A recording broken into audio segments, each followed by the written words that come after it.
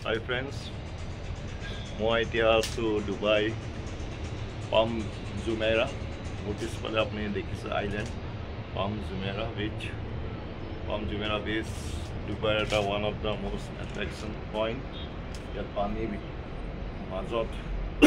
মাটি পেলাই আইলেণ্ড বনোৱা হৈছে আৰ্টিফিচিয়েল আইলেণ্ড পাম জুমেইৰা ক'ব গ'লে ৱৰ্ল্ডৰ one of the most beautiful island created by mankind আৰু ইয়াত আপোনাৰ পৰা দেখা যায় টপ বিল্ডিংছবোৰ চব আছে যিমান আপোনাৰ টপ